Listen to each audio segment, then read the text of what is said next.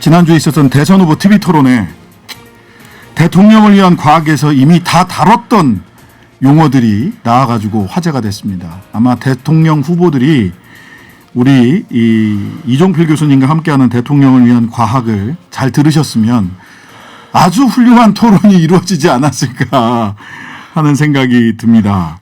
아리백, EU 텍소노미, 뭐 그린 수소, 블루 수소, 그레이 수소 이거 다 했던 겁니다. 자, 오늘 이종필 박사님과 함께 이 단어들의 뜻이 뭐고 왜 이 단어를 알았어야 하는지 이런 부분들을 한번 복습해 보겠습니다. 이종필 박사님 나오셨습니다. 안녕하세요. 안녕하세요. 이종필입니다. 네. 우리 이거 다 했던 건데. 우리 그 출제 예상 문제 다 나왔어요. 예. 다 나왔어요. 쪽집게 과외를 한 건데. 예, 그러니까요. 예, 특정 캠프에서 왜 우리 방송을 안 들으셨는지 도사님이나 법사님들 너무 믿지 마시고 TBS의 신장 개업을 꼭 좀 들으시기를 부탁을 드리고요. 저는 이제 그런 느낌이 들었어요. 네. 알리백이라는 용어 자체가 중요한 게 아니라 저는 이게 그 세계사적인 어떤 흐름과 관계가 있다고 보거든요. 그럼요. 우리가 그 디지털 전환에 성공하면서 사실은 20세기 이후에 선진국으로 올랐었고 지금은 G7이 됐는데 맞습니다. 네. 그 와중에 일본은 디지털화에 실패하면서 굉장히 지금 정체되고 있잖아요. 네, 도장 찍는 기계나 만들고 그러니까요. 아날로그 상태 여전히 머물러 있고 그게 큰 중요한 이유 중에 하나라고 보는데 4차 혁명에서 디지털 전환이 그렇게 중요한데 네. 앞으로는 에너지 전환이 디지털 전환의 역할을 할 거라고 저는 생각하거든요. 그것만큼이나 또는 그거보다 더 중요할 수도 더 있어요. 중요한 전환. 그러니까 우리가 디지털 전환으로 선진국 진입에 성공했으나 에너지 전환은 굉장히 더딘 편입니다. 그런데 에너지 전환을 하지 못하면 우리가 또 도태될 수 있어요. 일본처럼. 그러니까 유럽은 디지털 전환이 우리보다 좀 늦었거든요. 좀 늦었죠. 근데 에너지 전환은 유럽이 가장 빠릅니다. 가장 빠릅니다. 네. 미국보다도 훨씬 더 빠르거든요. 가장 적극적이죠. 네. 그러다 보니까 EU 텍소노미라는 얘기가 나올 수밖에 없었던 그래서 거거든요. 이거는 어떻게 보면은 지금 20세기부터 쭉 이렇게 세계를 지배했던 화석 연료 시대를 완전히 마감하는 거거든요. 네, 맞습니다. 그러니까 세계사적인 전환기라는 거예요. 네. 그 전환기의 흐름을 아느냐 모르느냐 이런 문제인 거죠. 네. 항상 하시던 말씀이세요. 네. 그 뭐 청약 점수 몇 점 뭐 이런 거는 조금 그런 거 몰라도 몰라도 됩니다. 하지만 이거는 세계사적 전환과 연결된 거기 때문에 이거를 모르는 거는 어떻게 보면 저는 좀 국가적인 불행일 수도 있고 그리고 유력한 제1야당 후보가 이거를 모른다는 건 어떻게 보면 국가적인 위기 상황일 수도 있다. 저는 좀 뭐 캠프뿐만 아니라 제1야당이잖아요. 집권 경험도 있는. 네네. 뭐 개인의 문제를 얘기하는 게 아니라 야당 전체에 우리나라 보수 세력의 영향이 이거밖에 안 되면 정말 국가적으로 큰일 나는 거거든요. 네네. 좀 경각심을 가져야 된다고 봅니다. 자, 그래서 쪽집게로 다시 한번 복습해 드리겠습니다. 먼저 아리백. 이거는요. 저희가 1월 24일에 이 내용 다뤘거든요. 그 전부터 계속 언급도 했다가 그날 하여튼 1월 24일 날은 확실하게 딱 집어서 얘기를 했어요. 아리백이 어떤 용어고 RE100, RE100입니다. 어떤 용어고 이게 왜 중요한지 설명 좀 부탁드립니다. 이게 Renewable Energy 100의 약자예요.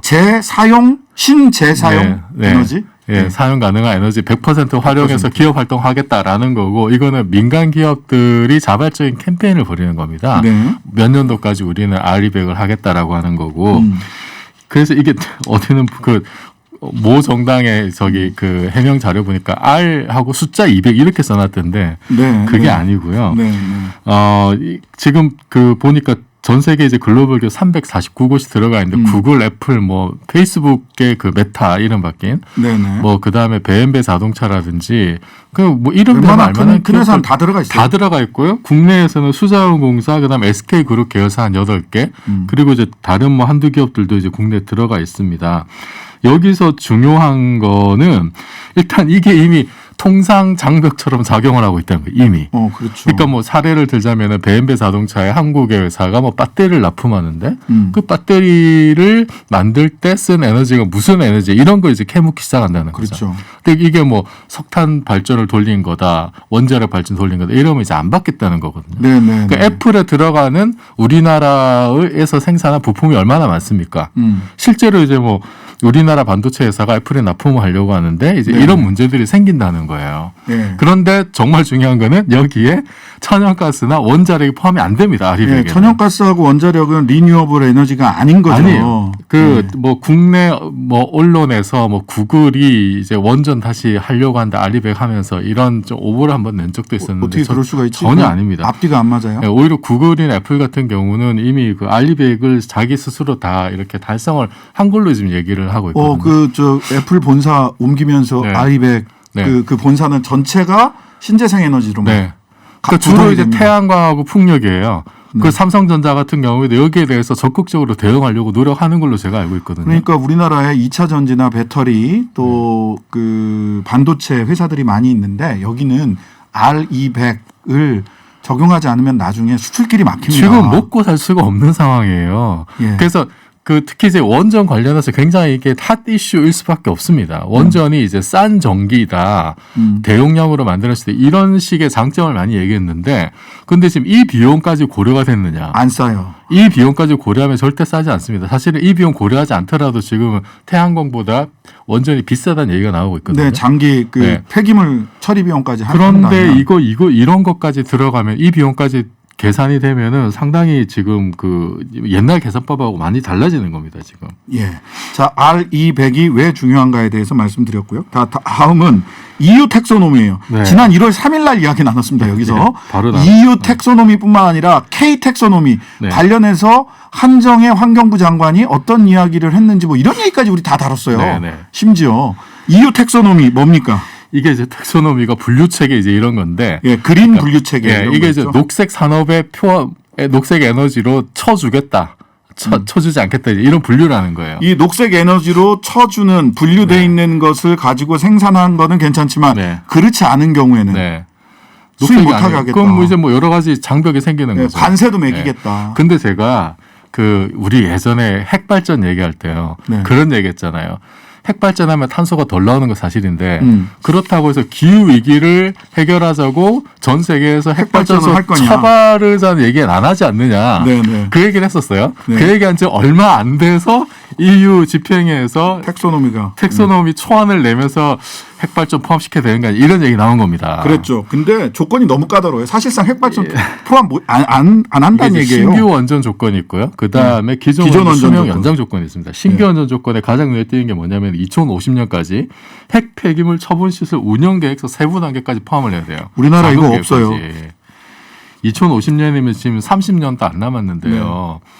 이게 과연 가능할지. 그 자금이 이게 지금 이 핵 폐기물 처분 계획이 이게 최소 몇십만 년짜리로 안전하게 운영을 해야 되는데 그런 문제가 하나 있고 네. 또 하나는 이제 기존 원전 수명 연장하려면은 또 눈에 띈 게 사고 저항성 연료를 사용해야 되는 조건이 있습니다. 2025년부터. 아, 사고 잘 안 나는 거. 그러니까 사고 나도 피해를 줄일 수 있는 거. 네. 이것도 우리가 핵발전할 때 잠깐 얘기 드렸는데 네네. 지금은 그 핵 연료봉 주변에 지르코늄이라고 하는 이제 금속 피복제가 있는데 이게 열이 올라고 사고 나서 열이 올라가면은 수소가 발생해서 수소 폭발이 일어나요. 네네. 그래서 이거를 뭐 크롬 계열로 코팅을 바꿔야 돼. 하거나 아니면 아예 피복제를 다른 금속으로 바꾸거나 그 다음에 또 하나 방식은 이제 그 안에 들어가는 이제 그 소결체라고 있습니다. 이산화 우라늄 네. 연료가 되는 그 소결체를 이제 아예 좀 다른 방식으로 만들거나 이제 이런 방식들이 있고 이게 이미 2012 한 10년 전부터 얘기가 있었던 겁니다.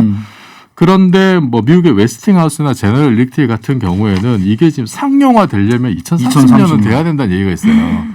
근데 제가 찾아보니까 뭐 이게 우리나라도 시간이 안 맞잖아. 우리나라도 보니까 이게 원천 기술은 어느 정도 있는 것 같아요. 네네. 상용화할 수 있느냐. 원천 기술은 있는데 이게 상용화해서 안전성 테스트까지 다 거치고 이제 돌려도 되겠구나라고 하는 허가까지 나고 이 시간이 어마어마하게 걸릴 거거든요. 2025년까지 못해요, 그거. 이거는 죽었다 현실적으로 깨어나도 보면서 오히려 못합니다. 원전업계, 유럽의 원전업계는 오히려 불만을 얘기하고 있는 상황입니다. 이거 하지 말란 얘기 아니냐. 예.